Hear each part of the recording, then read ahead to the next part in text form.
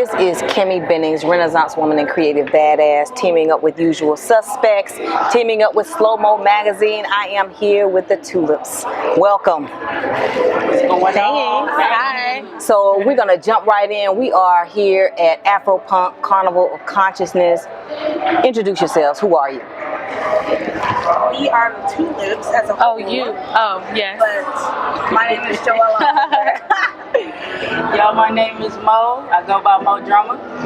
I'm Guitar Gabby. I'm Dara Carter. So yeah, we're the TxLips fan. So let's dig into the name. Now, one of the things I love is doing interviews, but what I actually love is interviewing black women and the powerful black women, and black women rock is a whole nother situation. So the TxLips, what does it stand for? Where did it come from? And how'd you get your name? I think that was always the name, but we spelled it differently. At first it was the number 2 and then lips, and we were like, maybe more, we had some variations of it. We had a couple variations of it, but we finally settled on TxLips, and the X, to us, that means no limits, no boundaries, and for anything. Women are extremely diverse. Black women are very diverse. And so, same thing with TxLips. They're all different shades, different colors, but beautiful. Black women. I love the paradox of just the flower, but don't fuck with me. Exactly. But fuck with me, don't boo. get the game. You know what I mean? Exactly. Right. Exactly. So, this rock and roll scene, though, how did it find you? I'm gonna start right over here. So it found me through this band, me personally. I didn't start off initially with the band, and I was brought in on a gig, and I've been playing with them ever since. So rock, it was new to me, and it was a new form of expression on stage, and I loved it since then, since I started. Mm-hmm. Now you're the founder. Yes. So what was like stirring in your spirit to create this collective or to attract these women? So for me, I grew up listening to a lot of rock. That's why I taught myself guitar, but I felt like I didn't have any black women that played guitar that I could look up to. I didn't know about Sister Rosetta Thorpe. I didn't know about all of those women that were black and played until I got to college. So I just felt like there was a lack of diversity or expression of diversity of black women. And so, I don't know, I guess just when I got older, I tried to form different bands. I tried to play in other bands, and it didn't really fit me. And this wasn't even really planned. It just happened, and I took it as an opportunity. Like, okay, God, if this is what you're telling me, I'm gonna keep rolling with you. And so it's just ever since then it's been developing. But I honestly wouldn't be able to do it at all without these ladies. Dope. It would be nothing. Mo Drummer. Yo, I'm here. Rock and roll. Tell me about it. How'd it find you? How'd you connect with it? The drummer's the heartbeat. Well, to be honest, and this always sticks out to me, like growing up, my parents my mother mostly listened to a variety of music. I was a PBS kid. I loved watching PBS orchestras, bands, anything that was on PBS that had to do with music and there was a drummer, I was in it. So growing up, I was listening to the Rolling Stones, obviously, The Doors, Queen, all of that stuff too. But in Michael Jackson's Moonwalker movie, at the end when he's that "Come Together," that song, and seeing that band do that, oh my God, that was like, I was always drawn to that. I would fast forward the VHS just for that spot. Oh hell, the VHS. And so, and I was always reading those things. Anytime I saw, just a collective of people just hashing it out on the stage, lights going, musicianship just all over the place, and everything just sounds so good. I was always attracted to that. Yeah. So feeling that energy growing up, it was always in me. I just didn't have a direction for it at the time. So as I got older, getting more involved in music, jazz, swing, all those foundations, rock was always in there. So I was trained to be diverse. I felt diverse in my spirit as I played, and I was always putting in different little things, variations of this genre, but ultimately it contributed to rock to me. So it's just been in my blood. So. Love it. I love it. Yeah. How did it find you, love? Well, I guess same with you guys. My family's always been diverse, and I was never, only stuck on one style or anything. Like, I love music is multiple things, multiple languages, everything. Yeah, I guess I went through the rocker phase in like middle school. I don't know, I just always liked it. I was never, tied to one genre. And I guess rock found me there. And then, I always thought, oh, has there been any black rock bands? Then I found out about, Jada and her band. It was just her, And then she made this vision come alive, and I thought that was so dope. So yeah. How that bass though? That bass. It's just, I watched a few things online. I watched with the double bass. I was like, this is sick. You understand what I'm saying? Like each of you in your own right are just really the synergy has been just amazing. Watching you guys grow. Talk a little bit about the Atlanta scene, the Atlanta underground, punk rock scene. I think I feel like it's starting to show itself more now, because for a long time I feel like it was very stupid underground, but in the last couple of years I feel like Atlanta, the rock scene is definitely starting to make some noise and be a little bit louder, but I think Afropunk coming has helped to amplify it. But I mean, the rock scene there's always been a rock scene in Atlanta. It's just been moving around, sticking to itself. And I think a lot of that has to do with the fact that a lot of black people don't necessarily know how to receive rock, because we grew up thinking it was somebody else's, so it was always weird, so and for our involvement it was kind of like, why, so, but like for me, the rock scene, like she said, it was very underground. I used to see most of the rock stuff was at the Wonder Room, when it was real big and popping. I used to go there, perform there too, and that's when I saw a lot of other black artists really coming together and just rocking out in that small space, but they made it happen. It was just, I was like, yo, where have y'all been? Right. When did this, Well, now, I have to say, I come from a great era of the Atlanta underground art scene, the likes of Joy, okay. The likes of 3-5 Human, Trina, and, it's always great to see, women of color really passing the torch, How do you feel like being a woman really gives you a platform for something to say? Because we're everything. To say anything. Right. So when we do, it's kind of like, yo, okay. Then we get called a bitch. But I'll take that if I get my word across and you hear what I got to say. Right. You don't have to like it, but you will respect it. Then you will respect it. Yeah, and I think this shock value too. I guess some people don't expect us to have anything to say. When we do speak, it's like, oh, okay, I can listen. And then they really know what they're doing or talking about. So. It's interesting because I think that women in general, especially this day and age, we were kind of finding our own voice, and I guess re-scripting the generations. We can look back at our mothers and foremothers and grandmothers, and they did things differently. How is it? How is rock and roll and this music that you're doing liberating? How has it liberated you individually?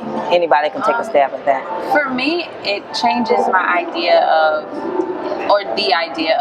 the way women in music are supposed to behave or act, or the type of music that women are supposed to do. I think it pushes that idea it just pushes that idea further than what most people expect. We're not molded. We're not just like, and the style of music I grew up doing, performing like classical, very reserved, that sort of thing.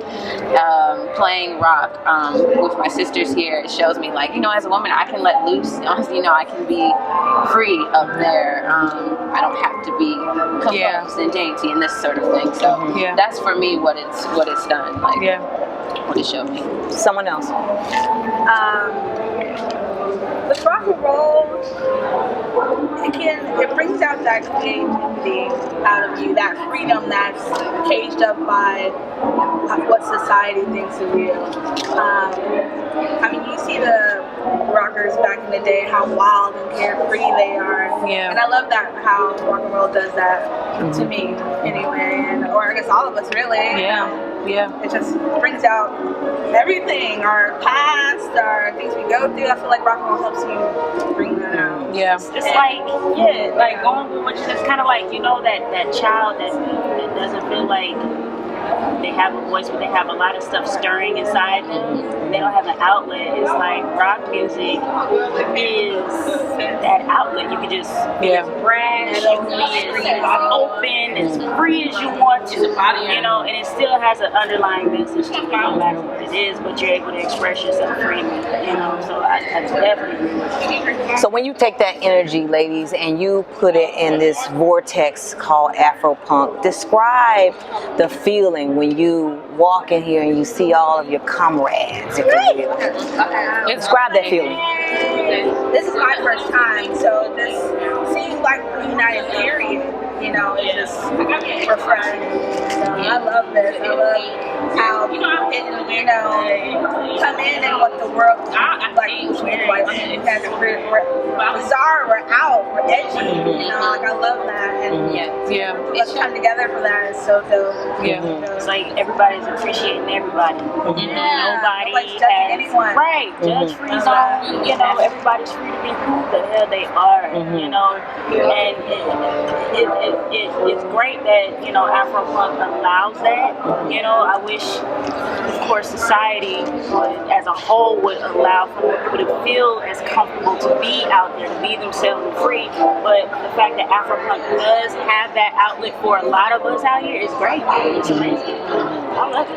Do you all feel, what do you feel is the responsibility of an artist given to today's times?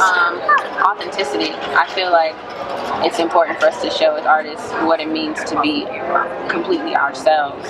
So we're showing our fans like it's okay to be exactly who you are. You know, you don't have to fit into exactly what you think you're supposed to be. Authenticity. What's your thoughts on that, Gab? Same. Authenticity. So this Carnival of Consciousness, you know, that's the theme this year. So when we think about Carnival of Consciousness, like what comes to mind in this environment? Awakening your subconscious. One more time? Awakening your subconscious. Aligning with your higher self. Waking up. Right. Shaking off those subliminal shackles that you've always had. Shaking them things off. Why now and for what?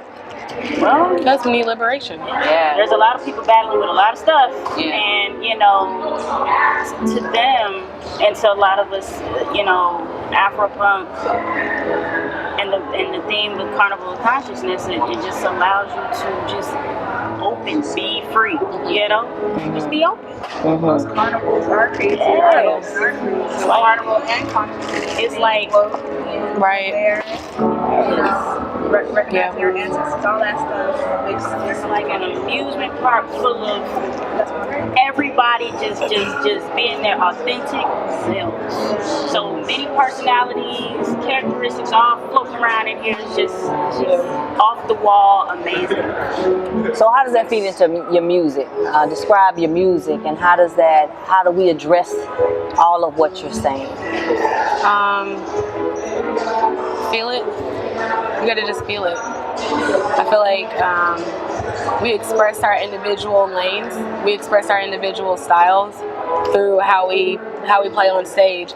And the thing that I love about Black people is that even though we have so many different styles of everything, we have rock, we have rap, trap, hip hop, it's all cohesive. And I feel like when you can understand your artistry as a person and your energy being delivered to someone else as like a cohesive package, if you will, then I feel like we do our job as artists and as musicians to awaken you tapping into your energy, if that makes any sense. So there are some songs that make me like, it makes me think about, it makes me feel like Janae Aiko is one of those. She makes me feel like she makes me dig into feelings that I never would have done otherwise. Music is metaphysical. It's beyond just auditory. It's energy reaching into your body and manipulating your energy. And that's why it's important as a conscious artist to be very purposeful with the type of energy we bring with our music, because we are making physiological changes in the people who are experiencing music. for the better or for the worse or whatever. Right, to stir. So, since speaking of your music, you got some new music stirring. Is that right? Let's talk about that. What's happening on the front burners? Working on the album. Can't tell you more than that. I'm gonna keep my ears to the ground. Got some more? Got any more questions? All right, ladies, I got a final little statement here. Finish the statement for me, and we're gonna go from yeah. Mo's gonna start it off. Mo's gonna start it off. I was going left to right. Yeah, I know. You're gonna start it off. You was like, all right, I was waiting for the spirit. There you are. All right, so black women plus punk rock equals. Black women plus punk rock equals power. Dark. Black women plus punk rock equals liberation. Black women plus African means freedom. The world. Clap it up. Thank you to the TxLips. Thank you for having us. Oh, it's awesome. Appreciate Let's get some photographs.